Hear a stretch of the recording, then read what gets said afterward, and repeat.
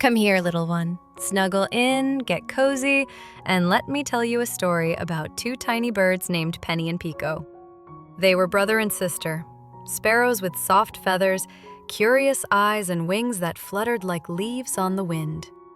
They lived together high up in an old wise tree, tucked inside a nest they'd built together.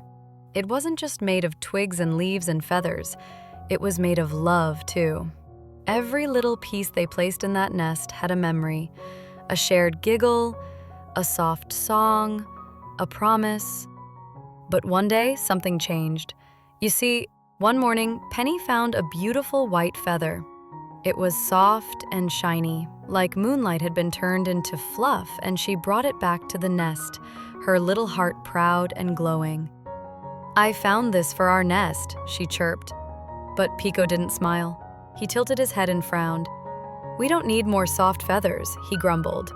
"We need strong sticks to hold the nest up. You always bring pretty things that don't help."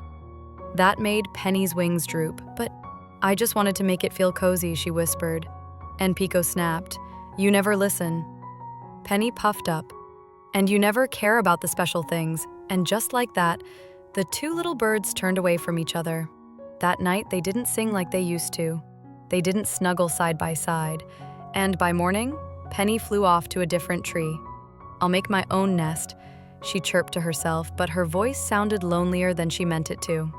Pico stayed behind, muttering under his breath, "Fine, I'll build better without her." But when the wind blew through the leaves and the nest crack!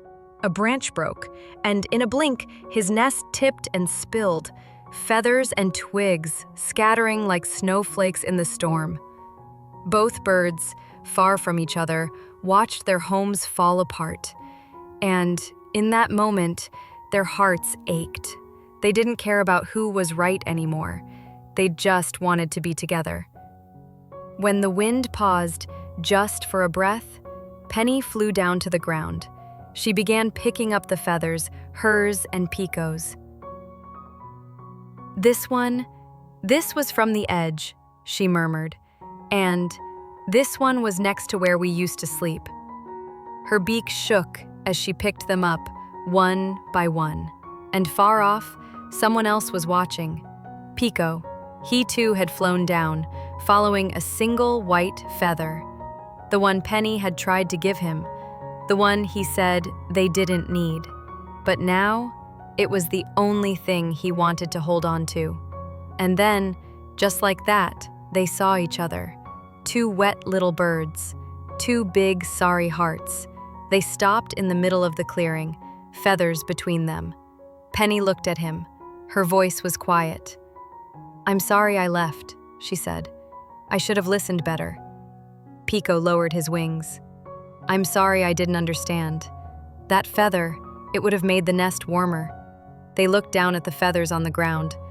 "Let's build it again," Penny asked softly. Pico nodded. "Yes, but this time, together." So they did. As the storm faded and the morning sun stretched across the sky, Penny and Pico found a strong new branch. Not too high, not too low, just right. They built slowly, carefully, side by side. Penny placed the white feather in the center. Pico wrapped it with twigs, making sure it wouldn't fall again. They didn't talk much. They didn't need to. Every touch of a feather, every shared glance, said everything. That night, they curled up inside their new nest. Their wings touched again. "I missed singing with you," Penny whispered. "I missed everything," Pico replied. And then, just like before, they sang.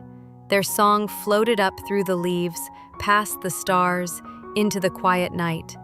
And the old tree, it listened. The wind, no longer wild, wrapped around their nest like a blanket. It knew.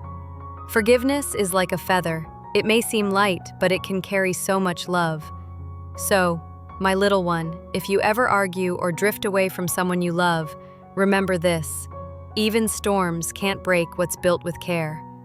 Feathers can be found again, and hearts, especially little bird hearts, can always come home. Good night now, sleep tight, and may your dreams be filled with soft feathers, gentle winds, and songs of forgiveness.